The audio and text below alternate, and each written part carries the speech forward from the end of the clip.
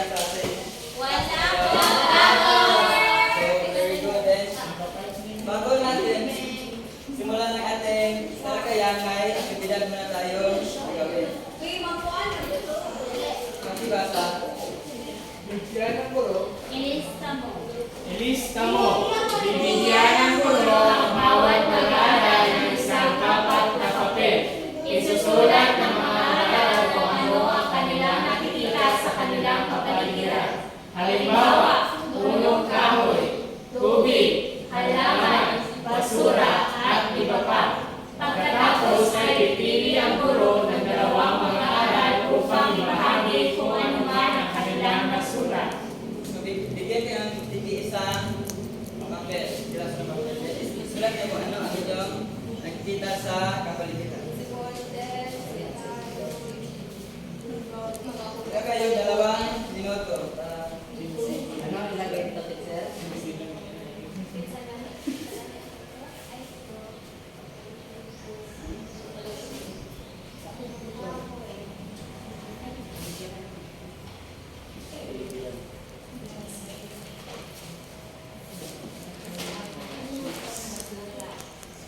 Lima hanggang 10 lang.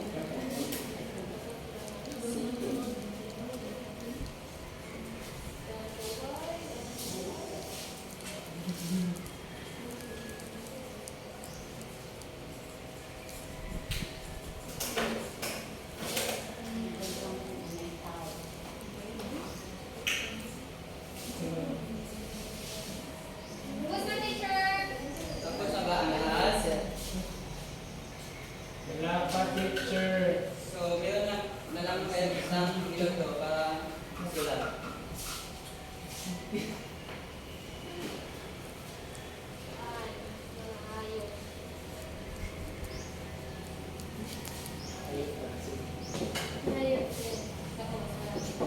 Pick up your pieces of craft.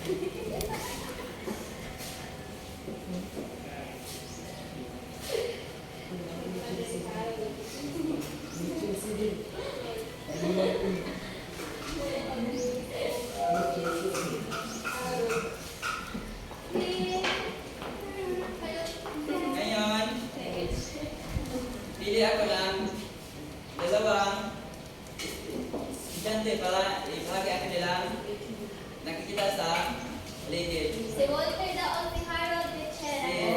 Pili ako si Harold. Teacher. Teacher. Ikaw ng saging. Ako ng kahoy. Niyog, tao, at bibi. Ikaw natin. Thank you, teacher. Tubig, kahoy, bato, dahon. So ngayon, ano ang napansin nyo sa inyong naisulat? Opo, teacher. Nagilid.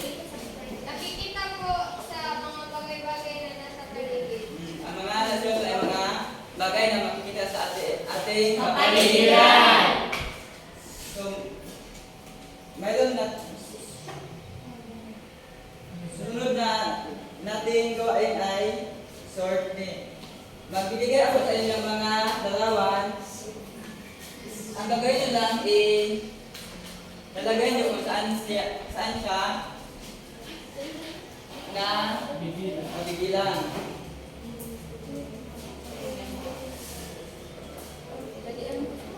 Magbigay ako ng larawan sa inyo. At ilagay nyo kung saan ito na bibilang. Opo, teacher. Ilagay nyo niya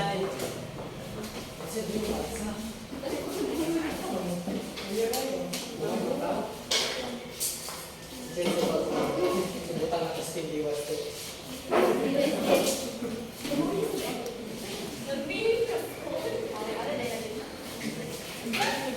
Subutan na to sa Chelsea.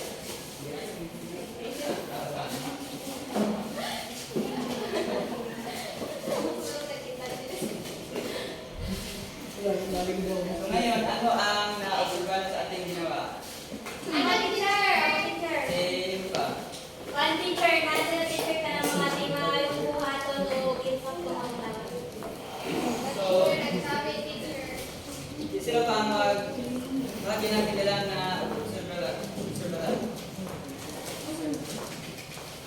naobserbahan, teacher, ay ang patungkol sa mga wastong ating ginagawa sa ating kapaligiran, katulad ng pagkitanim ng kahoy at pagtapon ng basura sa maayos na lagayan.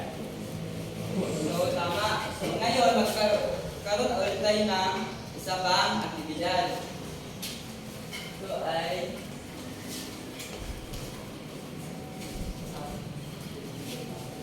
magbibigay ako sa inyong mga larawan at inyong susuriin ang larawan at bibigyan ko kayo ng 3 minuto para susuriin dito. Tapos, sasagutan nyo ang mga gabay na tanong na nandito sa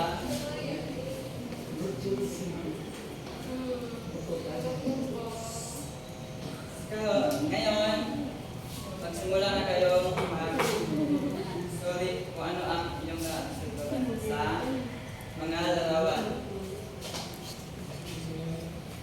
Tapos na, teacher. Aminin po, teacher.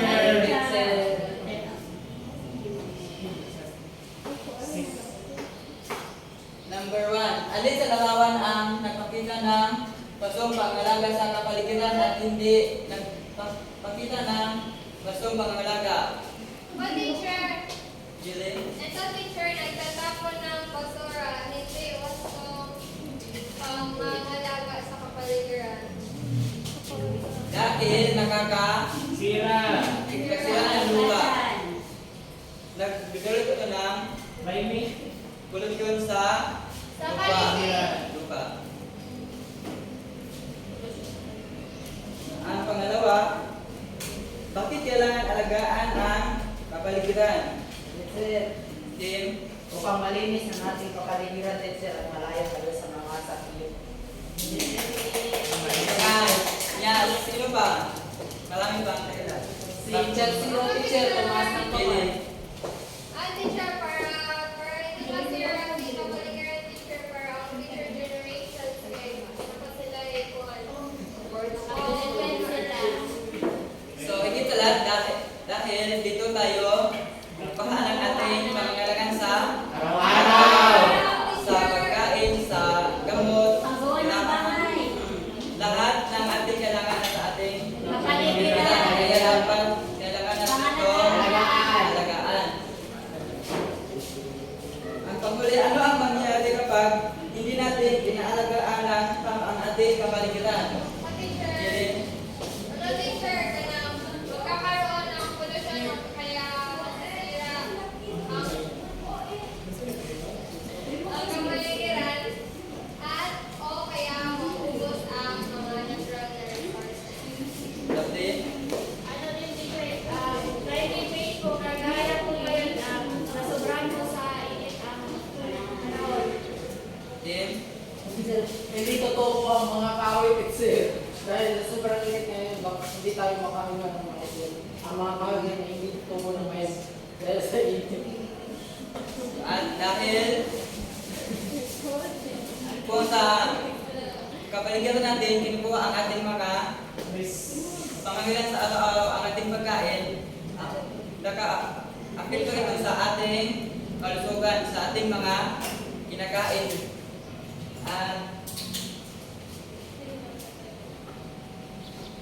So ngayon, ang ating tatalakayin ay tungkol sa mga wasto at hindi wastong pangangalaga sa kapaligiran. Sa tingin nyo, ano ang ibig sabihin ng wastong pangangalaga sa ating kapaligiran? Mga tamang teacher! Mga tamang gawain na nakakabuti sa ating Kapaligiran!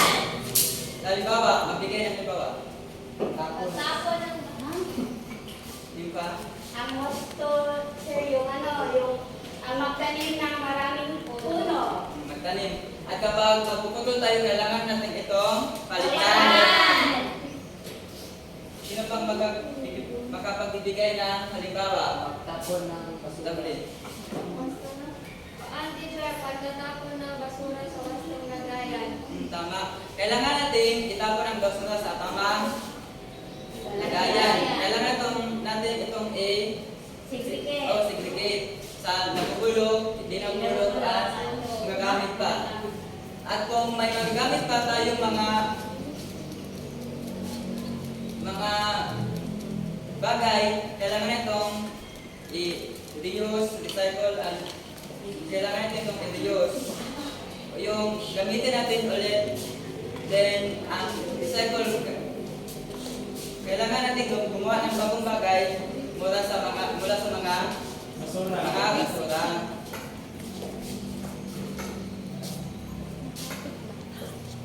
Sa ating activity, bago aktibidad, sapagatin ko kayo ng dalawa.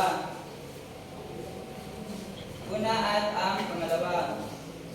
Magbibigay kayo ng sa 10 halimbawa ng mga mabuti, mga wasto at hindi wastong pangangalaga sa kapaligiran. Ano, teacher? Lima, teacher. Limang hindi wasto. 10. Kada grupo, 10 ang inyong halimbawa. Ay, inyong mga kayo gusto. Gusto ka rin mo. Hindi sa inyong nabunutan, may nakasulat dyan sa likod. Ito ang hindi gusto. Gusto.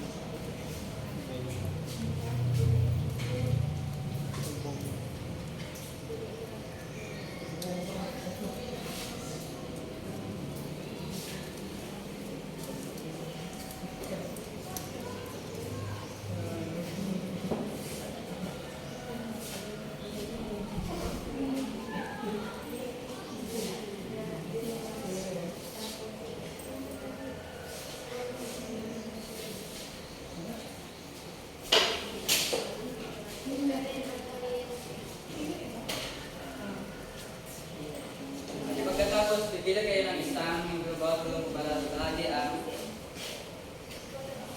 mga halimbawa na isulat ninyo.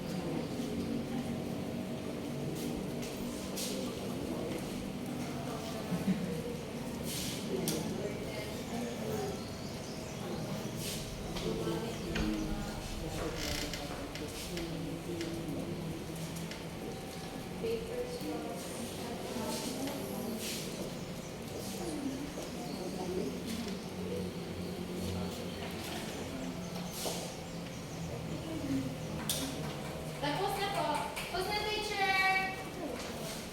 Hintayin natin ang Bagan naman. Magaling ako, teacher.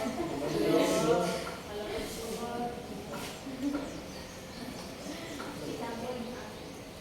Itapon si Walter sa dagat.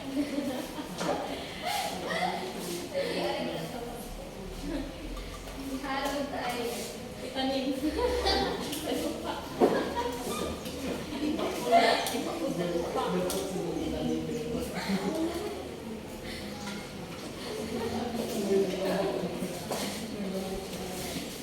Si ngayon, bibili kayo ng isang Si Walter Edson, microbathroom. nag-representative sa amin. Gabi at si Walter. At ipaliwanag kung bakit ito nakaka. Wastong pangangalaga sa kalikasan. Una, pagtapon ng basura sa tamang lagayan. Pangalawa,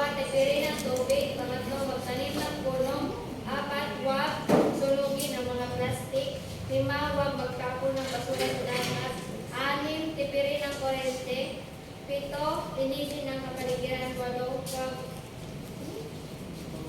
huwag gumamit ng dinamit. 8, i-recycle ang mga bote, plastic bottle. 10, gumamit ng mga paper straws and bags. So, mga atiklasikan sila. Ang hindi wastong pangangalaga sa kalikasan isyu. Ang una, pagtapon ng basura kahit saan. Pangalawa, pagputol ng kahoy. Pangatlo, pagsunog ng mga plastik. Pangapat, iwan nakabukas ang mga tubig. Panglima, pagtapon ng basura sa dagat. Pang-anim, pagmimina. Pang-pito, pagsusunog sa mga kahoy. 8, pagdidinamita sa dagat. Number 9, relator. 9, paggamit ng sasakyang may usok. 10, paggamit ng kuryente sa hindi tamang paraan. At yun lang po, teacher. Intindihan niyo na ba? Opo! Ngayon, magkakaroon tayo ng bagong aktibidad. Ang inyong gagawin ay mag-roleplay kayo. Buhat kayo dito kung ano ang inyong isasalita. Bigyan ko kayo ng 5 minuto para maghanda. Maaari kayo kumuha sa paligid ng inyong mga gamit. Hindi mo na Yung nagpasubok, balitan ng ganito.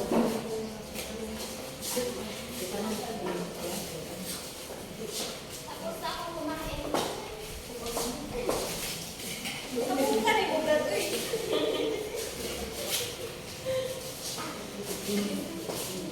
Ate,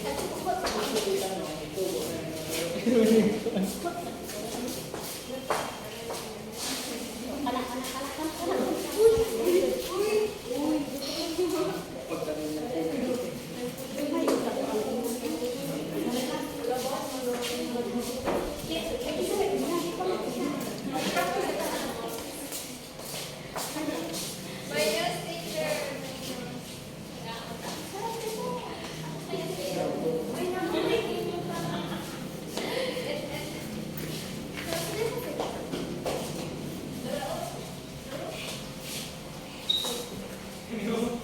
Pagtanim, dili. Pag-ibot. Pag-ibot na mo. pagphoto lang.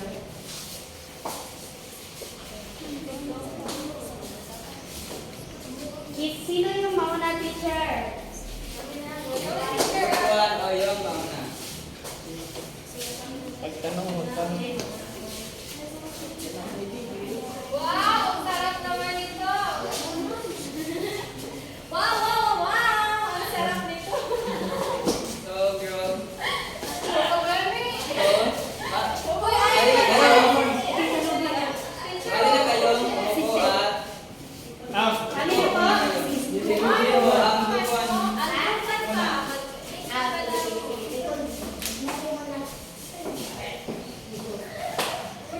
So, handa na ba kayo? Nandiyan na, teacher! Ngayon, Wow! Wow! Ang sarap nito naman. Ever dito daw. Grabe, ang sarap naman ito. Tapos na ako kumain. Wow! Ay, wala kang kinain dito. so ating palampakan ang buwan. Bali ka, kaya lang isila nila ano ang pinapakita nila. Hindi wasto. So, magaling hindi mo kung gawain dahil ito ay Pagkatapon ng Natapon ang basura. basura kahit saan, teacher. at kayo naman, Dr. ang aking salita.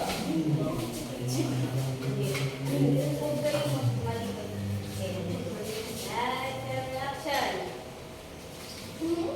Kuya, kuya, ba't kailangan magtanim ng ganyan? Kasi, masaya ito gawin at nakakatulong ito sa kanyang kalikasan. Ano tawag din, kuya? Pagtanim ay hindi. Kuya, kuya, tulungan niyo ako magtanim, ha? Ganito lang po. Ito lang po.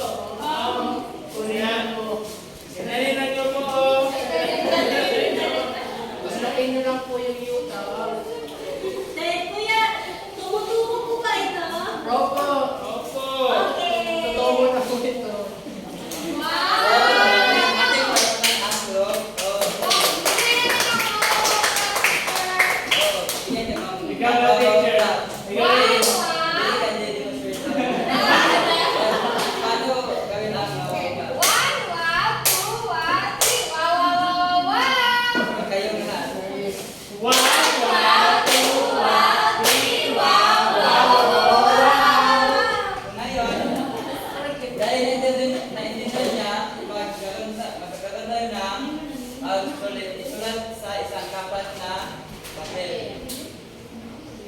Basahin ang panuto. Lagyan ng check kung ang halimbawa ay nagpapakita ng gustong pangangalaga sa kapaligiran at ikis naman kung hindi. Paglinis ng bakuran. Bali na kayong magsimula. Sumagot. Sila teacher, si Alvin teacher na Lagi, summarize niyo po, teacher. Nag-search activity. Tapos Tapos na po ako, teacher. Tapos na ba ang lahat? Opo. Ako sumagot ng mga teacher. Ako sa pangalawa, teacher. Ako sa Ako teacher. One, two, three, four, then five.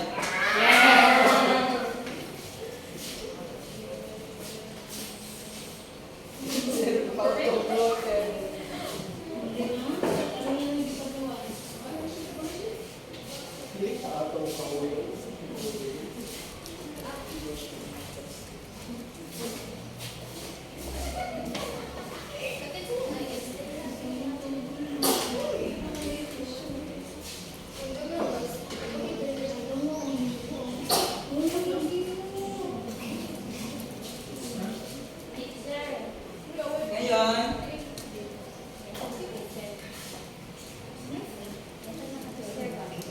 ayun, natin itama kung tama ba ang inyong sagot. So, number one, ibasa. Paglinis ng bakuran. Tama, check. Number two, Pagtapon ng basura ng tama. Check. Pagtapon ng basura sa ilog. Paputol ng kahoy. dahil nakaka-apito ito sa tubig. Tubig ay magiging yung magkakaroon ng pollution sa tubig. Maaring mamatay ang mga tao. Yamang dagat. At kaapat, Pagputol ng kahoy. Ikis. dahil magkakaroon ng global warming at walang makakapigil sa baha kung may darating na walang kahoy. At ang panghuli, Pagsunog ng plastic. Ikis. dahil nakaksira sa hangin, maaring magkakaroon ng pollution sa hangin. Yes, teacher. Magsira din. Para sa ating yung assignment, pagbasa, Gumawa ng mga larawan sa internet. Gumawa ng collage gamit ang app ng Canva, WPS at iba pang app na pwedeng gamitin. Ipapasa ng mga aral ng tatlong alamin gamit ang group chat. so iintindihan ba? Opo. So, ano gagawin ay kuha ko na ng larawan sa Internet. picture lang ang isend nyo sa ating chat. Then, para sa ating panghuling gawain, pagbasa, Bawat isa sa atin ay may magagawa upang makalagaan natin ang ating kapaligiran. Kaya kumilos na tayo hanggat maaga pa. so, bawat isa sa atin may responsibilidad sa ating kapaligiran dahil tayo ang nakaka-beneficio dito sa ating pang-araw na pangangailangan. At walang ibang makakapag-alaga sa ating kapaligiran kundi tayo lang. Kaya kailangan natin itong alagaan ng tama.